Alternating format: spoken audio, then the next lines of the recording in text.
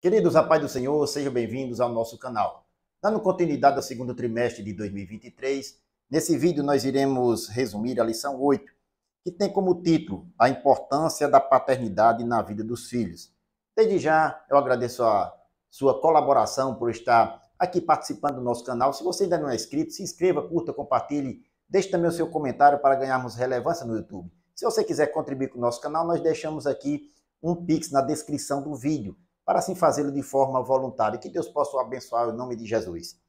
O textuário diz: E vós, pais, não provoqueis a ira a vossos filhos, mas criai-os na doutrina e admoestação do Senhor. Está em Efésios capítulo 6, versículo 4.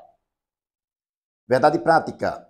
Quando o padrão divino para a criação de filhos é negligenciado, as consequências são terríveis para a família cristã. A leitura bíblica em classe está no primeiro livro de Samuel, capítulo 2, versículo 12 ao 17, versículos 22, e o capítulo 8, versículos do 1 ao 3. Nós não iremos ler, mas iremos aqui fazer menção do texto. A palavra-chave é paternidade. Nessa lição, nós traremos aqui 3 objetivos, respectivamente, dizendo respeito a cada um dos pontos da lição. O primeiro, apresentar o conceito de paternidade segundo a Bíblia. Segundo, apontar os tipos de paternidade que são prejudiciais à família. E o terceiro, destacar a importância e o valor da paternidade responsável na formação espiritual e moral dos filhos. Nesta lição, nós traremos aqui, enfocando 2 famílias, ou melhor, 2 tipos de criação como exemplos bíblicos de famílias. Primeiro, a família do sacerdote Eli, Ofni e Finéias, que tiveram uma conduta negligente diante do Senhor. Este sacerdote não soube educar seus filhos da mesma forma que ele exerceu o ofício sacerdotal. E também o profeta Samuel, que foi também um sacerdote que exerceu o seu ofício diante do Senhor exemplarmente, mas teve os seus filhos Joel e Abias, que se tornaram avarentos e gananciosos. Nós vamos ver que os pais são os responsáveis pela boa formação moral e espiritual de seus filhos. E nós devemos observar esses exemplos de negligência para não praticarmos e tirarmos estes exemplos como ensinamento para corrigirmos a nossa conduta em relação à criação de nossos filhos. Nós iremos para o nosso esquema, resumo, e ele fica disponível no final do vídeo. O primeiro ponto, a paternidade dentro da família. O número 1, a primeira família. Logo após a queda de Adão e Eva, eles constituíram a primeira família. Tiveram 2 filhos inicialmente. Está em Gênesis capítulo 4, versículo 1 e 2.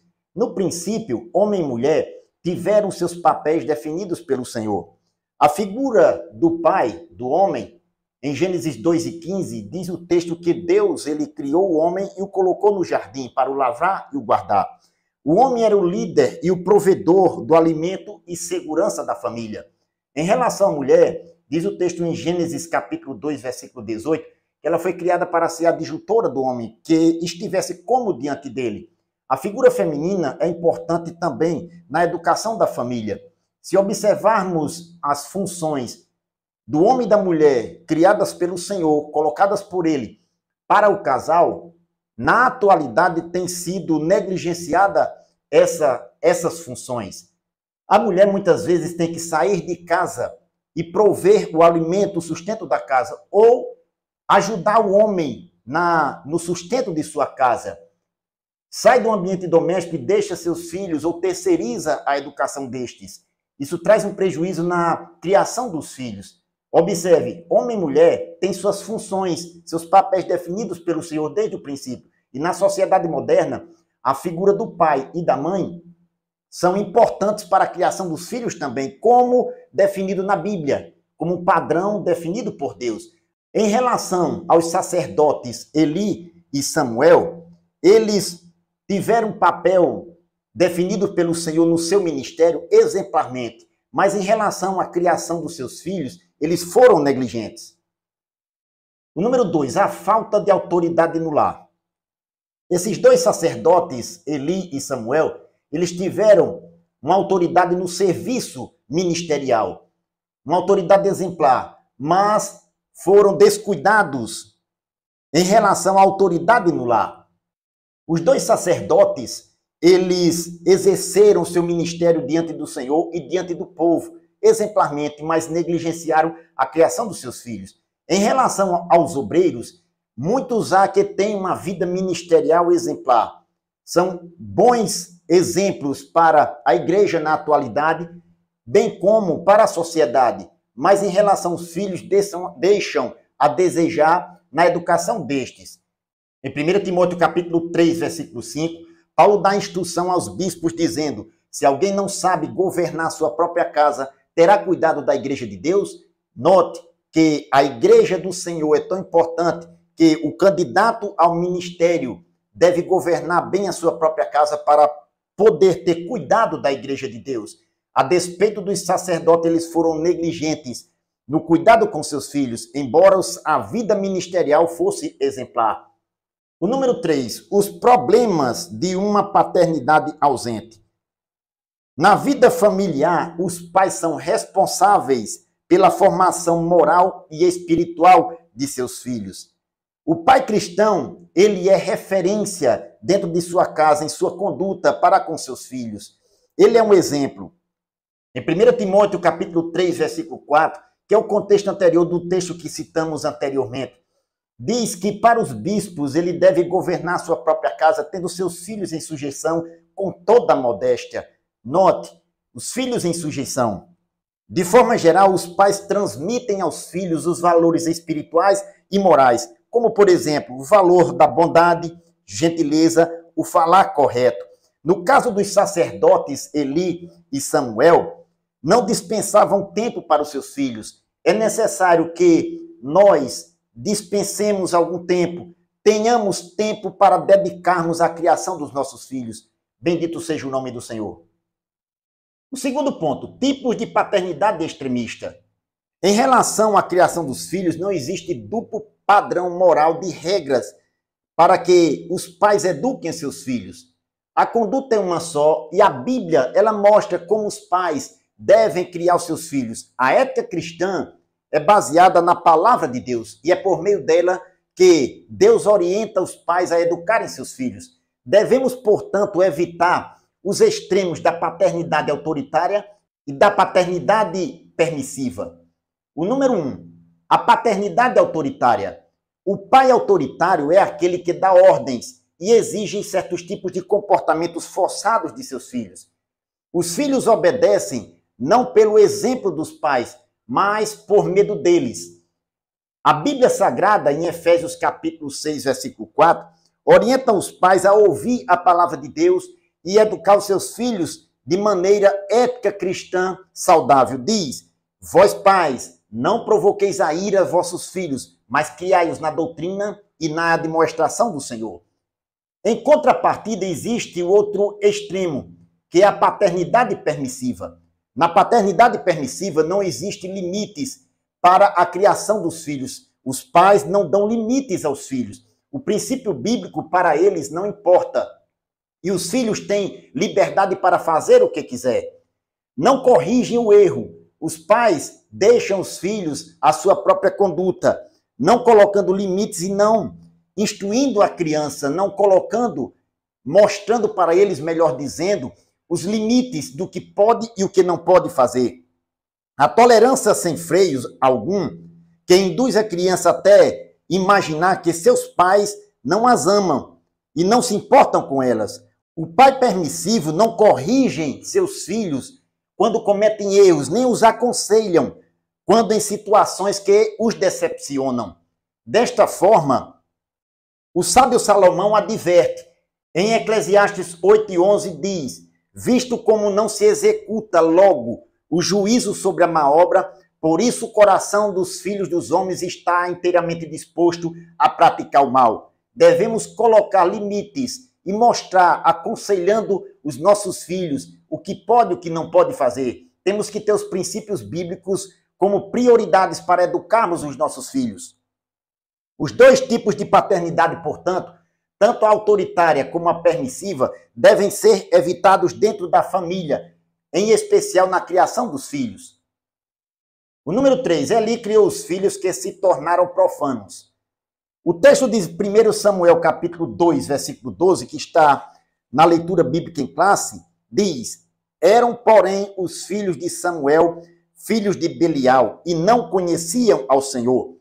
Note, Belial aqui, esta palavra, entre outros significados descrito aqui pelo comentarista, traz um significado de pervertidos, ou seja, em relação à conduta dos filhos de Eli, para com as coisas sagradas, as coisas do tabernáculo do Senhor, as coisas do Senhor, eles eram pervertidos, não queriam saber, não respeitavam as coisas sagradas. Eram tanto pervertidos como irreverentes. Portanto, desta forma, eles, para com as coisas sagradas, se tornaram profanos, desrespeitando as coisas divinas. Em 1 Samuel, capítulo 2, versículo do 13 ao 17, gostaria de citar o versículo 17, que é como uma conclusão desta parte do texto, diz: era, pois, muito grande o pecado desses jovens perante o Senhor, porquanto os homens desprezavam a oferta do Senhor. Era tão grande os pecados dos filhos de Eli, que o texto bíblico mostra que eles desprezavam até mesmo a oferta do Senhor, não respeitando as coisas sagradas. Bendito seja o nome do Senhor. O terceiro ponto, o fracasso de dois pais, relapso com os filhos. O número 1, omissos para com os filhos. Os filhos de Eli e Samuel não seguiram os exemplos de seus pais. A despeito de Eli, diz em 1 Samuel capítulo 2, versículo 12, que os filhos de Eli eram filhos de Belial e não conheciam ao Senhor. Note, mais de 40 anos de ministério do velho sacerdote, mesmo assim, no exercício ministerial de tanto tempo, os filhos não conheciam ao Senhor. No caso de Samuel, da mesma forma, seus filhos não tinham nenhuma disciplina e se tornaram avarentos e profanos. A despeito da filosofia de vida de alguns líderes cristãos em priorizar primeiro o ministério para depois a sua casa, é equivocada. A prioridade dos obreiros cristãos antes do ministério começa na sua própria casa. Nós separamos aqui, ou melhor, indicamos aqui 5 ordens de prioridades. Primeiro, o obreiro deve dedicar a sua vida a Deus. Deus não dá o primeiro lugar do coração do homem a ninguém. Segundo, o obreiro deve priorizar a sua própria vida espiritual, não negligenciando a oração e o ministério da palavra, na leitura e estudo da palavra.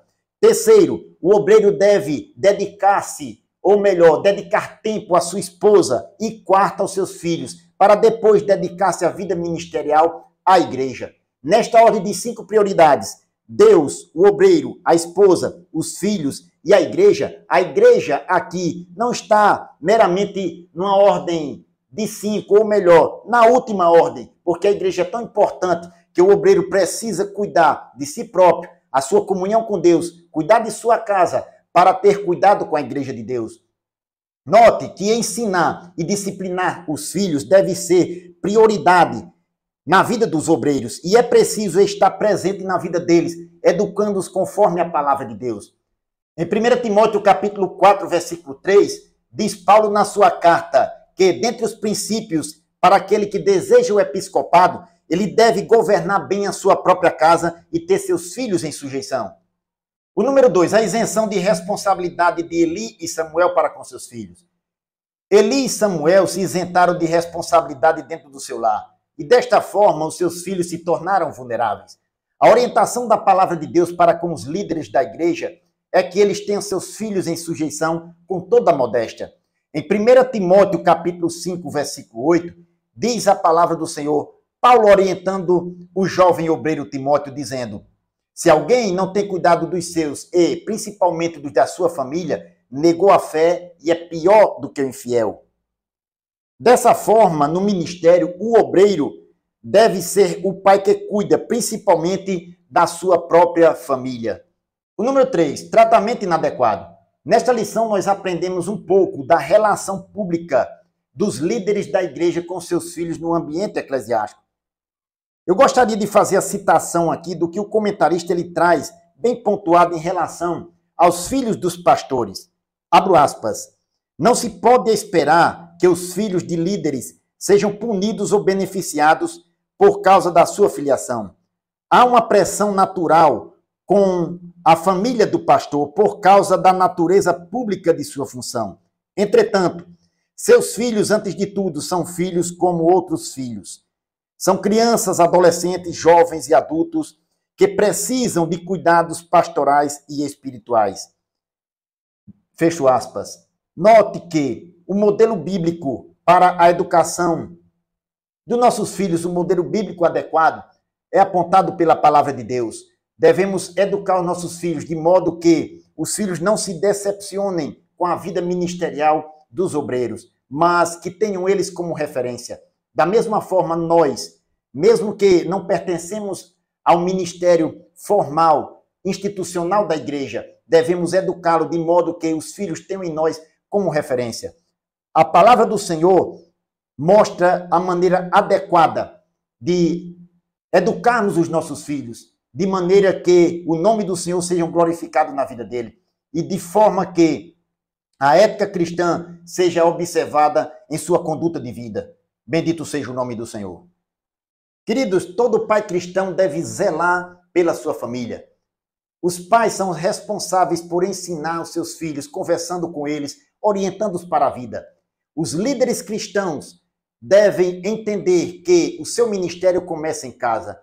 Nós devemos evitar os extremos na educação dos nossos filhos e ensiná-los na doutrina e na admoestação do Senhor. Que possamos colocar isso em prática e que Deus os abençoe em nome de Jesus.